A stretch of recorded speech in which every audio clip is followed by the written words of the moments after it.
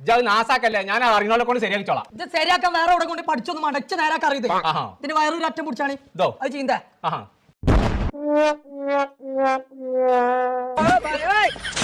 അതിന്റെ Bluetooth ചെരിഞ്ഞാണ്. Bluetooth ചെയ്യുന്നു അന്നെ നീ പണി പഠിപ്പിച്ചിട്ട് ബാക്കി പരിപാടിയുള്ളൂ. എൻ്റെ അടുത്ത് ഒരാളുണ്ട്, എൻ്റെ ചങ്ങായി അപ്പുണ്ണി. ഓൻ പറഞ്ഞുതരും എവിടെ ചേർക്കേണ്ടതെന്നുള്ളത്.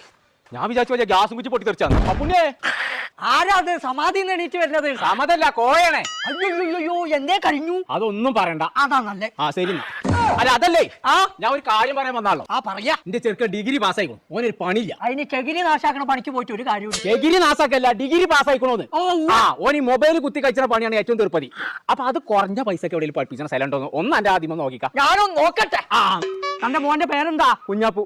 കുഞ്ഞപ്പോ കുഞ്ഞപ്പോ കുഞ്ഞിപ്പല്ല കുഞ്ഞാപ്പു. ബ്രിഡ്ക്കും പോയിട്ടാ കാര്യം, ഒരു നല്ല സ്ഥലം പറഞ്ഞോണ്ടേ. ഞാൻ അതല്ല പറഞ്ഞേ. ബ്രിഡ്ക്കോ എന്ന് പറഞ്ഞിട്ട് ഒരു ഇൻസ്റ്റിറ്റ്യൂട്ട് നമുക്ക്